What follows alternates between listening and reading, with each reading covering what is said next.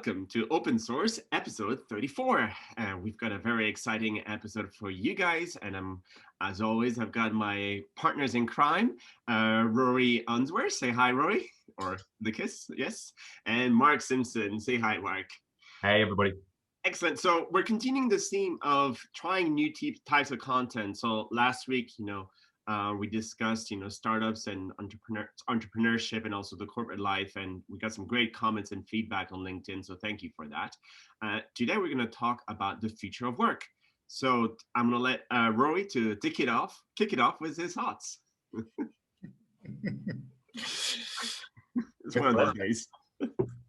So future of work, key to future of work questions are questions about the future, So it sounds stupid, but what we all know is that the future belongs to those who know that it doesn't look like the past.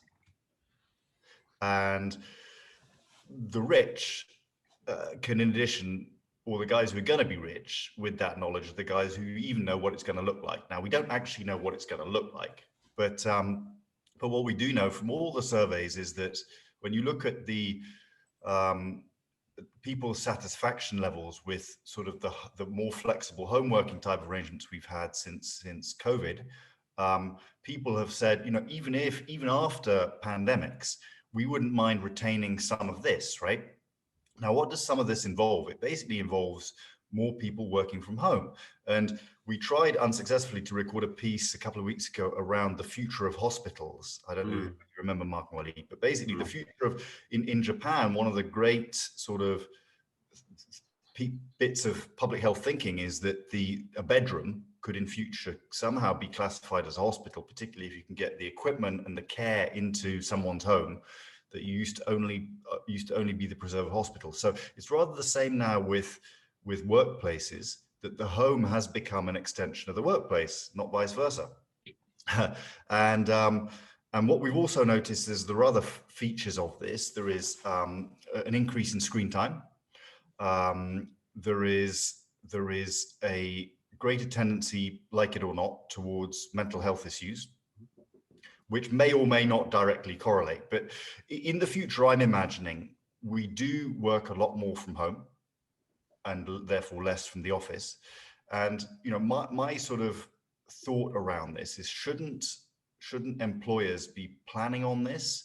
Shouldn't they be somehow helping to equip people's homes to make them better workspaces, to diminish likely negative outcomes for them as employers, namely time off work due to whatever it is, mental health issues, or simply lowered attention spans? I think there's quite a lot you can do to help people improve their own homes to count as a sort of secondary office and to make it a more agreeable space. So, for me, back to the question, future of work, for me, the future of work doesn't look like the recent past of work, office-based. And I think people should be proactive on that, because if they're not, there will be a cost base for them. There'll be cost implications that they can try and anticipate now and empower their own employees to be more comfortable and really own the way they work, which is a lovely expression, I think. So those are my thoughts. And I'd love to hear what Mark, you and Waleed think about this. So maybe just before we get to hear Mark, so I just want some quick comments on that, because what's interesting is that a lot of entrepreneurs or freelancers, have been working from home, for a long time, before this, and to some degree, I think they were quite well equipped to this situation. But as this becomes more, systemic, or everyone starts adopting it, there is still this issue about, can you afford having an extra space, an extra room, for example, to be your dedicated office? You need this clear division line between what's home or an office space. And Marcus, I'm sure, will have some interesting inputs regarding that and regarding his latest build. But I think that the mental health issue is also a very important one. Could it be related because of the pandemic, or could it simply be related to the fact that we as humans, no matter how much connection we have, you still need this kind of proximity, this physical aspect. I'm not saying, we need to go and hug and touch each other all the time, but maybe there's this form of communication and the energy exchange you have between people when you're in the same physical presence. But that's just my 2 cents on that. I'd love to hear Mark's thoughts. Well, there's a lot. Thank you, guys. A number of things, and I guess trying to tie up some of the things that you've said, and then maybe I'll try and link this back to some thoughts as well. Rory, your example of the hospital is a great one. So the recording that never was, and I think maybe we should resurrect it. But you also gave the example of one of the Swiss hospitals, one of the oldest Swiss hospitals, and again the community-led piece. And I'll come back to that because there's a lot about what we learn about in the past, and it also links into lots of people are talking about this working from home as if it's a thing. And firstly, I'd say that most people are not working from home. At this point, people may say, well, hang on a minute, Mark, what people are is they are at home working, okay? And they're at home because there are certain restrictions placed upon us in a number of cases, legal restrictions. And that's different because you're confined largely to home with a few exceptional cases, and you happen to be working. Whereas in the past, we elected, because we had other work spaces, we elected to work from home on certain periods and times. It's different. Where all this leads is exactly to the points that you talk about in terms of blurring of boundaries, particularly for the people that are working in the same spaces that they even sleep in. So people that have got the desk in the corner of the bedroom or perched on the bed, or the places that they relax in the middle of the house, or the places that they can't relax or work in either because there are other people occupying it. So it creates a number of tensions and blurring of things.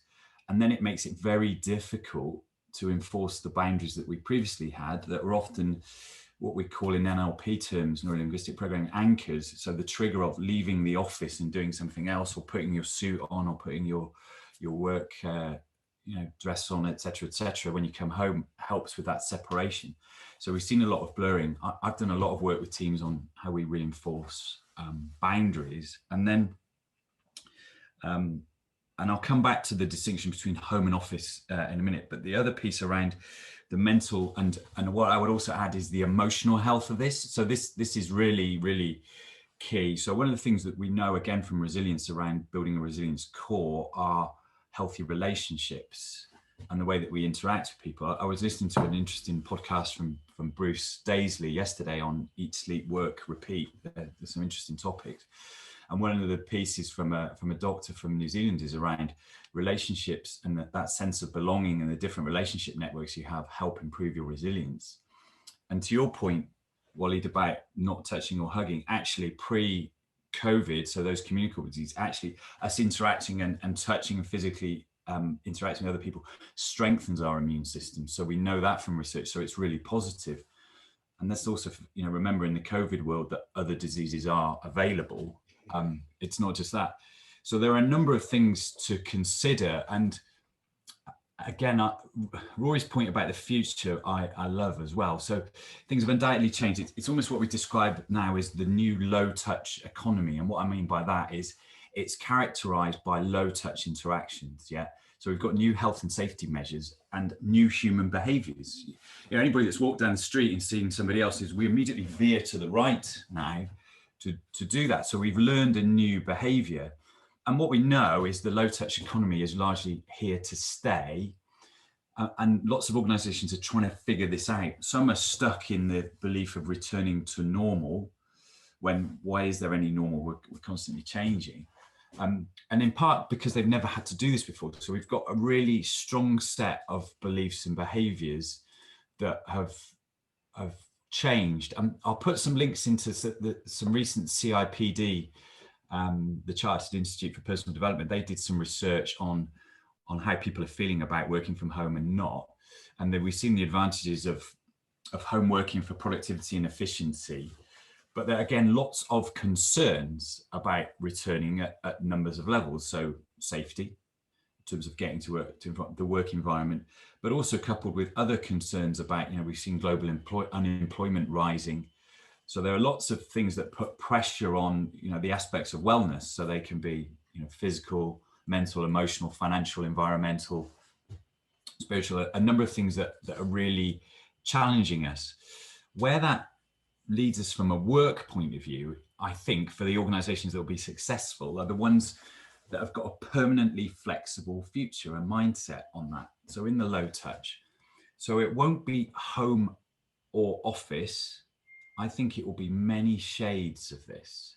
So to give you an example, one organization I know in Asia has gone from large corporate HQs to then everybody being at home working, and they're looking at things like giving people a grant every year just to spend on their office, and they choose how. But in addition, they've been renting lots of flexible working spaces in clusters around where people are. So it's almost like a hub and spoke. The idea being we recognize that people want interaction with each other. So they want to be able to move toward that. That needn't be a long commute on public transport to a HQ. It might be a 20-minute walk to a local hub where you might meet with, fellow employees in the same way that freelancers would all settle at a Starbucks for free Wi-Fi. Yeah. So we're seeing corporates starting to understand that, but it will also mean in terms of flexibility and the way people lead as well. And we've seen lots of axioms and, i.e. beliefs of that torpedoed, the presenteeism, you've got to see people because you can't trust them, etc., etc. Those traditional, what I'd call poor managers, so the people that didn't understand how to lead, they couldn't empathize, they couldn't empower, they couldn't support and trust. Their beliefs were a helpful shield to their shortcomings. And now the environment has changed that. So they've got to step up or step out. So that'll be an interesting. Now that's fearful if you're one of those people and don't feel that you can do that. And if I'm still prattling on, stop me, because I've got kind of a few other things that just link to it, because as individuals and organizations to support people, they'll be about how we prioritize work life. And it's not that balance thing, because I think balance for me is a mistake. So if I imagine I need to have my life in perfect balance, I'll sleep for 8 hours, I'll work for 8 hours, I'll relax for 8 hours. The minute I oversleep, I'm out of balance. So it's about how can I positively engage in a choiceful way in the things that I want and need to do, is an example. I just want to come back to a few of your points you were talking about. And the one that stuck in my head was the one around anchors. And, I fundamentally believe, humans, we're really capable of to change, but we're not very good at it. We don't really enjoy it. We like to remain in our safety little bubble. And what is happening, of course, at the moment is that I would say a lot of the anchors have been pulled out, right? So, I'm not working in the office anymore. I'm trying to redefine my space at home. There's unemployment, going on. So the people with whom I work, who could be, in a sense, little anchors, or have left. Yes. And and there's a whole range of changes. And the thing is, you were saying, companies that are going to be successful are the ones who can be flexible and who can change. I agree. But then you got to start thinking, what are the new anchors? Or perhaps what are the anchors that should have always been there? And I would argue these are the ones around the values of the company, right? If we bring it full circle back to our episode last week, you got to have authentic values that link with who you are, that you can attach yourself and you believe in, for that to be a reinforced anchor, because everything else is changing. So that's the only real anchor you could have with regards to your job. What would you guys say to that? I'd agree. In zooming out, this is a cultural change moment, and there will be companies that have created a better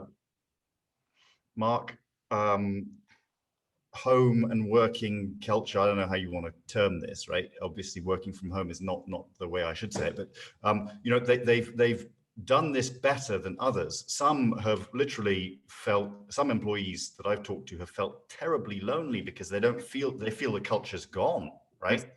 Whereas others have actually said, well, this is a reality, but we still have our culture and we're still going to make it work around this. And so imagine a scenario, right? And this is just a scenario where an employer does create a grant, like the Japanese, right? Whatever, does create a grant for employees to so that they can make their home office better. Let's imagine, right? You can either just say, okay, we're going to pay it out in the next pay packet and please do whatever you want. Or you could create a cultural moment out of that, right? You could say, listen, this is to help you navigate. And, why don't we, every time we have a Zoom call or a Teams call or whatever, let's look at what we spend that money on, right? I remember that one corporate I worked for was trying to get across to employees the importance of data nowadays, right? And so they gave every single employee got a Fitbit, piece of plastic about that big, right? Which gave you information about, how much you walked. For the next 6 months, everyone was walking around with a smile on their face, with a topic in common, swapping data, talking about their health. It was a fascinating moment. So, there are ways of doing this and other ways of doing this, which will be more or less successful. And I would really encourage employers in thinking about this to do something that reflects their values and pushes an agenda of togetherness and, this kind of thing. I could not agree more with both of you. And so often organizations and people individually conflate what they do with who they are, which is why this then becomes problematic when we change what we do. Whereas the successful ones are bound by purpose and values. So that's the kind of the lighthouse. And then they can be flexible in terms of how they do things, but they're really clear about why they do it. And then that in turn presents that opportunity. So it's then that we go back to that explorer mentality. Okay, I've got some new environmental conditions, some new constraints. However, this is the opportunity to try some new things out. And some people have had some amazing discoveries. I was reading of one where a group reported, we worked in the same space. It was bioscience, but we came in, we sat in our offices and we barely spoke. And now we speak even more. And we have conversations every couple of weeks about the firm, the conversations that we should have been having. So we've been doing those things. And very much, Rory, the things that, how can we, even though we're physically, and I come back to, I hate the term social distancing, even though we are physically distanced, how can we connect in a stronger way, in more generative ways? And things like, the example with the mobility, the team challenges they work. One of the frameworks I work on with teams is really about, how do we, in order to go forward, how do we look at that? So we've got to revisit our axioms, so our beliefs. We've got to revisit our capabilities and our capacities. So I use 3 lenses: how we worked, because I think the past can be incredibly powerful. Many of us are working in the gig economy, which is what we call things pre-industrial revolution, just as an example, before we went to cities and we did piecework. And then how we are working now, and then how we may need to work in the future. And then I look at that through 5 levels. So the identity. So who were we? Who are we? Who do we need to be? Our purpose, why we existed, why are we here today? And what do we need to be and why in the future? Our values, so what's guided us and shaped our thinking, what now guides us and shapes our thinking, because some of our values might have been challenged, and then what will guide us and shape us. And then critically, our beliefs. So what did we believe to be true, that we held most to be true? So in the insurance market, all the people that say, the unique thing about the London insurance market is we're all together. It's a market, it's unique. It was a concentration of talent, and now it's been dispersed around the country and it's dispersed around the globe. So that belief of you need a market, now it offered convenience and it offers a number of really good things, but our belief around that has been changed. So what do we now believe to be true? So for example, we now believe that physical boundaries aren't the impediment that maybe we thought they were. Some people already believe that. And then what do we need to believe in the future? And then finally, because belief is what we call a subsurface structure, behaviors are what we see at a surface level. So how did we behave? So we commuted in to wherever. We would commute off to meetings. I was speaking to a team yesterday that said we would have people that would drive 2 hours each way for an hour's meeting, and they maybe get 2 meetings in a day, and now they're getting 10 in a day. So how are we behaving now? And then again, critically, how do we need to behave in the future to be successful, to be fulfilled, to be rewarded around that? So there are a number of things that we can do. It's funny because what you were saying, it reminded me of D Hawk, the founder of Visa, who's over 91 years old, when he said, we got to look at where we were, where we are now, where we think we're going, then you scrap that and you go where you should be going. And I just want to, again, like last week, I want to share, some insights, with this organization I helped to co-found called Rebalance. Now, these are 60 volunteers from around the world who I would say 95% we've never met face to face. And yet somehow we've all gravitated together around a common purpose, around a common concept of, trying to change fundamentally the way we work in society, where we can balance economy, nature, and local communities. And I think there's another dimension to this conversation, which we are going to be experimenting at Rebalance, is how do you recruit, retain, and reward people? And there I think you've got to rethink the way corporations, organizations are organized. And traditionally it was, you get potentially some equity or some share options, you get some, cash, and you get some kind of soft benefits. And that was the levers that were used to try and recruit people and retain them and feel rewarded.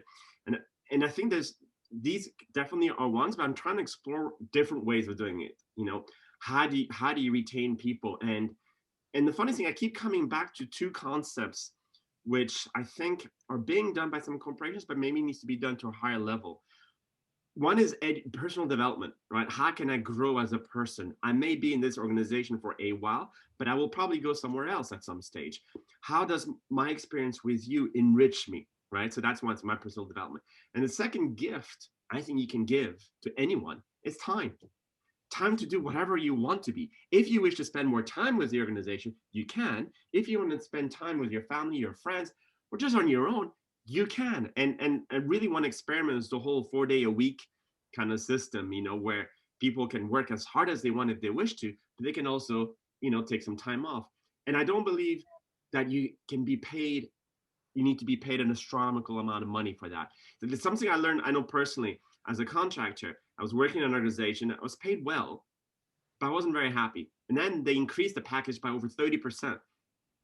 I was happy for 2 weeks. I was still very not happy. It didn't make that huge difference, And that's what I realized, is that if you can pay people enough for them to feel safe, not to have worries, to be able to plan, then the best gift you can give them is time. But I don't know. What do you guys think? I wholeheartedly agree with you. So I remember having a HR director several years ago, Janet, and one of the things that she said that stuck with me was, I believe we have an obligation to help make people more employable. Yes, completely agree. And the other piece I got from somebody else is, early in my career, people are only ever lent you. In the same way that children are kind of lent you, and you have an obligation to help them grow and develop, and you have the aim of creating the environment where they can do that, and they can appreciate, and they can attack things with confidence, and you can build their capabilities. And the time thing, yeah, definitely. I mean, I was one of the greatest things my dad ever said to me when I was younger was, I can't afford to give you or buy you everything I would like to, Mark, but you can always have my time. Yes. And you can have as much of that as you want. And he's been true to his word on that. And he's coming up to 79 now, and I can have as much of his time now. So I consider myself incredibly wealthy as a consequence for that. And it's shaped me in the way that I treat other people. And I try and give my time and give myself to that. So I think these spoiled kids, aren't worried. Indeed. Well, gentlemen, I think we can talk about this for hours.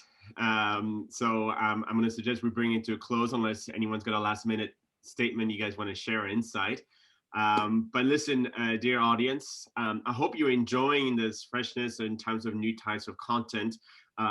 Feel free to put in the comments below any subject that you believe or you'd want us to discuss, and more importantly, come and discuss it with us. But not quantum, not quantum physics. Not quantum physics. We would have to do a lot of time researching on it. But it was a pleasure having you guys listening to this show, and we look forward to catching up with you guys next week. Have a wonderful rest of your day or evening. Take care, everybody. Bye-bye. Take care, everyone.